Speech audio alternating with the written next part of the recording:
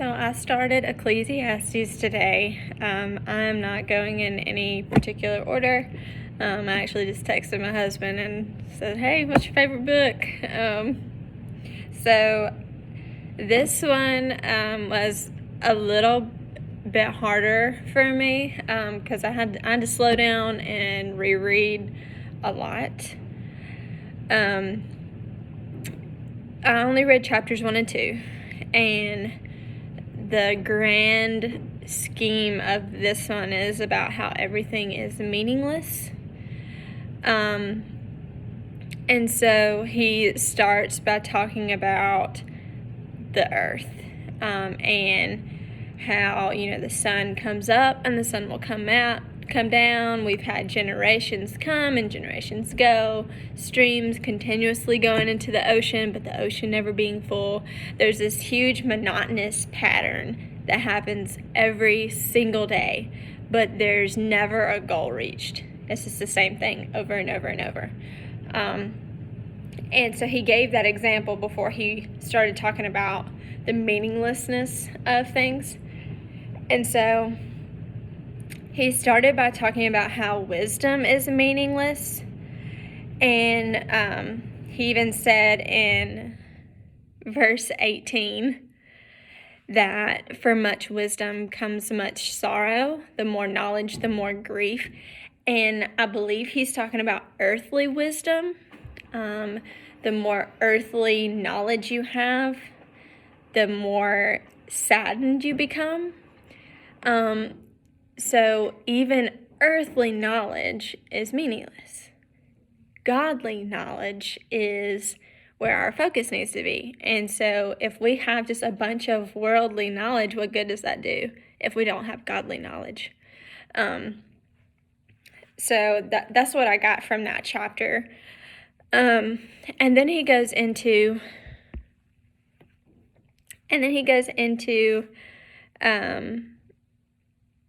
pleasures.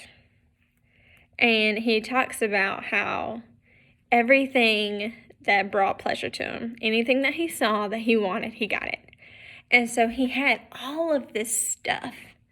But then we're in chapter 2, it says verse 11, he said, "Yet when I surveyed all that my hands had done and what all I had worked to achieve, everything was meaningless. Nothing was gained under the sun."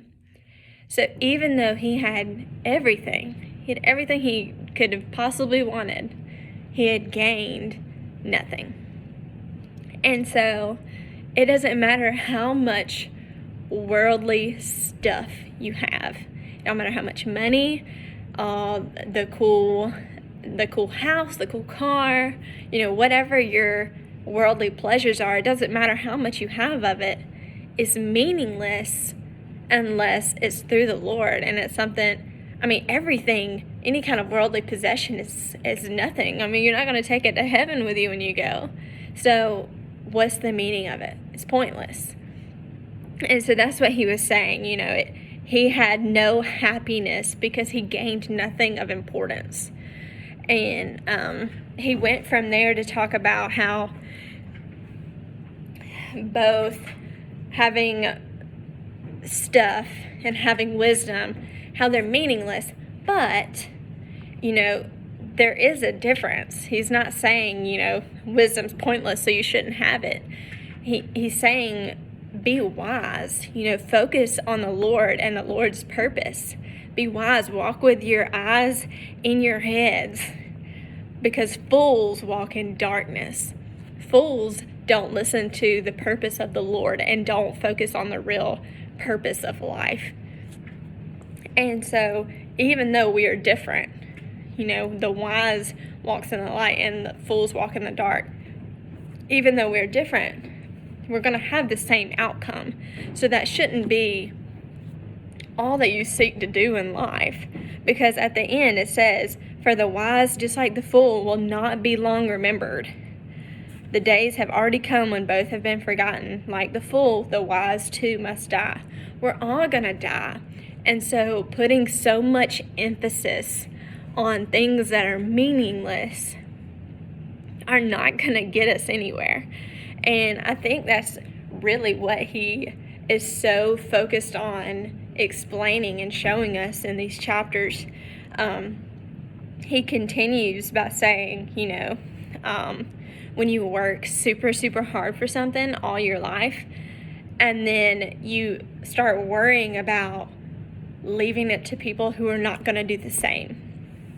And so he said in verse 19, and who knows whether that person will be wise or foolish, yet they will have control over all the fruit of my work into which I have poured my effort and skill under the sun. So worrying about that, he said, whenever he started worrying about that, my heart began to despair. He couldn't find happiness because he was worried about the people coming after him and who was going to get all of his things, that he had worked so hard for and never used. And he had said in verse 24, I really liked this verse, actually. It says, a person can do nothing better than to eat and drink and find satisfaction in their own work. This, too, I see is from the hand of God. For without him, who can eat or find enjoyment? And then it goes on to say in verse 26, to the person who pleases him, God gives wisdom, knowledge, and happiness. But to the sinner, he gives the task of gathering and storing up wealth to hand it over to the one who pleases God. And so what I'm getting from this, God wants us to be happy. He didn't put us here on the earth to be miserable, but he wants us to work hard according to his purpose and work through him and focus on him. And the things that we gain from that, worldly things that we gain, or even not even like things, but what we work hard for, we need to enjoy it, because we shouldn't worry about the people coming after us.